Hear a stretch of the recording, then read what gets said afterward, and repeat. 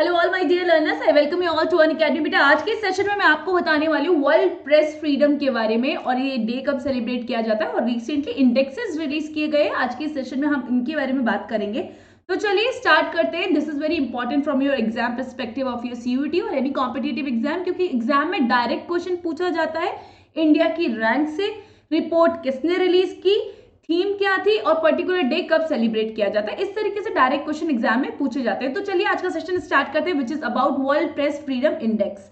चलिए, तो मेरा यहाँ पे आप सभी से पहला क्वेश्चन है, what is world press, when is world press freedom day is observe, कि ये डे कब सेलिब्रेट किया जाता है। और जैसे कि आपको नाम से पता चल रहा है कि it is related to the freedom of the press, यानी कि फ्रीडम ऑफ मीडिया, जर्नलिज्म, इन सभी की फ्रीडम से पर्टिकुलर डे रिलेटेड है। इसको कब ऑब्जर्व किया जाता है? So it is observe every year on 3rd मई। तो ये डायरेक्ट क्वेश्चन है, ये कब ऑब्जर्व किया जाता है? World press freedom day on 3rd मई। चलिए यहाँ पे हम थोड़ा सा डिस्कस कर लेते हैं कि ये स्टार्ट कब हुआ। ये स्टार्ट हुआ इन 1993 और एक यूनेस्को जनरल कॉन्फ्रेंस में इसका प्रोक्लेमेशन दिया गया कि एक ऐसे इस तरीके का एक पर्टिकुलर डे सेलिब्रेट किया जाना चाहिए which is related to the freedom of press. तो इस तरीके से इस दिन का चलन आया। नेक्स्ट क्वेश्चन में पूछा जा रहा है आपसे कि बताइए थीम क्या है। 2023 की वर्ल्ड प्रेस फ्रीडम डे की थीम क्या है? तो इस बार की जो थीम है वो है shaping a future of rights, freedom of expression as a driver for all other human rights. So this is very important, क्योंकि फ्रीडम से क्या पता चलता है? प्रेस की freedom, it's a freedom of expression and it is the driver of all human rights. तो यहां से आपको थीम भी पता होना चाहिए, क्योंकि थीम से भी एग्जाम में डायरेक्ट क्वेश्चन पूछ लिया जाता है। यहाँ पे आपको ऑप्शन ए में जर्नलिज्म अंडर डिजिटल सेज दिख रहा होगा, तो ये थी 2022 की थीम। 2022 की थीम थी और 2023 की थीम क्या है? Shaping a future of rights, freedom of expression as a driver for all other human rights. चलिए नेक्स्ट की तरफ चलते हैं। बहुत ही इंपॉर्टेंट क्वेश्चन है, बहुत ही इंपॉर्टेंट क्वेश्चन है, क्योंकि अगर मैं सीयूईटी की एग्जाम की बात करूं, ठीक है, तो यहाँ पे last year directly previous year question था कि ह्यूमन डेवलपमेंट इंडेक्स किसके द्वारा रिलीज किए जाते हैं। तो they are release by UNDP, ठीक है। तो इस तरीके से आपसे एग्जाम में पूछ लेगा कि वर्ल्ड प्रेस फ्रीडम इंडेक्स कौन रिलीज करता है। तो यहाँ पे ये क्वेश्चन भी है। तो it is release by reporters without borders. तो ये है जो ये एक एनजीओ है जो कि क्या रिलीज करती है? World press freedom indexes. तो यहां से डायरेक्ट क्वेश्चन पूछा जा सकता है। चलिए बात करते हैं, what is the rank of India. India की रैंक के बारे में पूछ रहा है। वर्ल्ड प्रेस फ्रीडम इंडेक्स 2023 की रैंक बतानी है। So don't get confuse, exam में 2022 पूछेगा तो 22 की बताना, 23 पूछेगा तो 23, ठीक है। दो तो आपको पता होनी ही चाहिए। तो यहाँ पर मैं क्वेश्चन में आपसे पूछी 2023 की रैंक क्या है, तो ये रैंक है 161st, ठीक है। 161 इस बार की जो रैंक है वो इतनी है आउट ऑफ 180, आउट ऑफ 180, ठीक है। तो टोटल कितनी कंट्रीज यूटीज को रैंक किया गया है? यहाँ पे 180 को रैंक किया गया है और इंडिया की क्या रैंक है? 161st। अब मैम 2022 की भी बता दो, अगर 22 का पूछ लिया तो बेटा 22 की रैंक होगी 150th। तो इसका मतलब है कि हमने फॉल किया है, रैंक हमारी खराब हुई है, हमने इंप्रूव नहीं किया, इंडिया ने इंप्रूव नहीं किया है। पहले 150 थी, नाउ 161, तो 11 नंबर यहाँ पे फॉल दिखा गया है इन इंडियाज रैंक। चलिए हम हमारे कुछ नेबर कंट्रीज की बात कर लेते हैं। अगर नेपाल की बात करें तो वो भी हमसे आगे एट 95। पाकिस्तान भी इंडिया से आगे बेटा। यहाँ पे हमने लास्ट टाइम बात की थी किसके बारे में?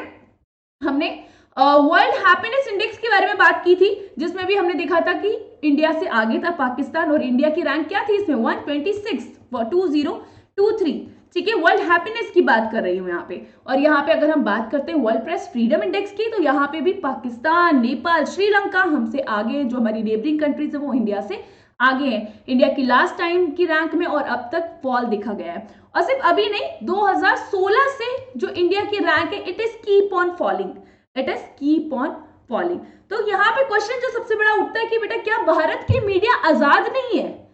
ये क्वेश्चन सबसे बड़ा यहाँ पर उठता है। तो बेटा यस, अगर हम मीडिया की बात करें तो क्या होता है कि मीडिया बहुत ज्यादा इन्फ्लुएंस्ड रहती है विद द, किससे इन्फ्लुएंस रहती है?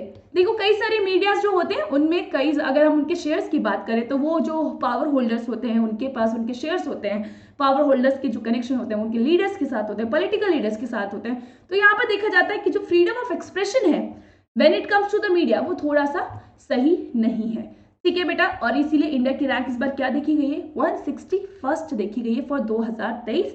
2022 में थी 150 यानी कि 150th। म्यांमार हमसे पीछे eight 173।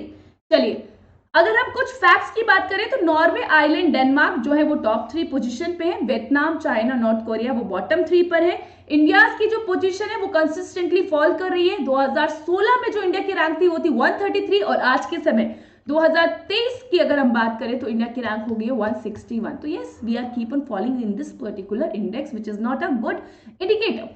The reason behind the fall in ranking is the increased violence against journalists and the political partisan. जो मैंने आपको बताया कि यहाँ पे इनका कंट्रोल ज्यादा देखने को मिलता है, इसीलिए जो भारत की मीडिया है उसकी रैंकिंग में हमें इस तरीके से गिरावट रेगुलरली देखने को मिल रही है.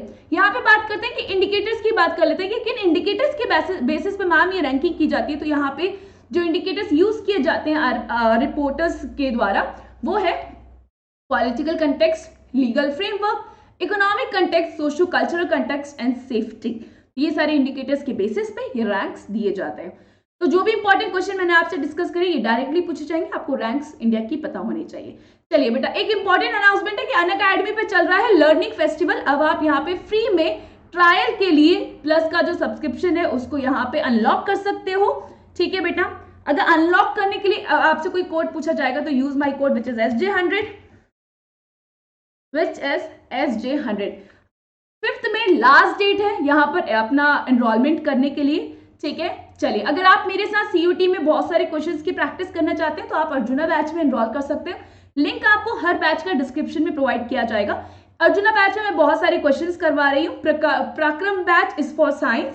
अगर आपको थ्योरी पढ़ना है तो आप ब्रह्मास्त्र बैच में एनरोल कर सकते हैं फॉर LGT यानी कि language and general test. Language Shipra ma'am पढ़ाएंगे. GT में 2 कैटेगरीज होती है, quants and reasoning. Quants Raunak sir, Varun sir पढ़ा रहे हैं और जनरल अवेयरनेस और करंट अफेयर मैं पढ़ा रही हूँ. चलिए बेटा, यहाँ पर आप देख सकते हो यहाँ पे प्राइजेस की बात की हुई है. अब 12 महीने का आपको लेने की जरूरत नहीं है, बट हाँ अगर आप 2024 के लिए एनरोल कर रहे हो तो आप इसमें एनरोल कर सकते हो. बट येस, अगर आप 2023 का CUT एग्जाम देना चाहते हो तो 1 मंथ का subscription is enough for you. तो ज्यादा पे क्यों करना है, जितना पढ़ना है उतना पे करेंगे. By using my code you will get instant जो भी रनिंग डिस्काउंट होगा. SJ100 कोड यूज करना मत भूलना. चलिए, thank you so much for joining me today session. It's a great time with you all. हमारा टेलीग्राम चैनल भी आप ज्वाइन कर सकते हैं.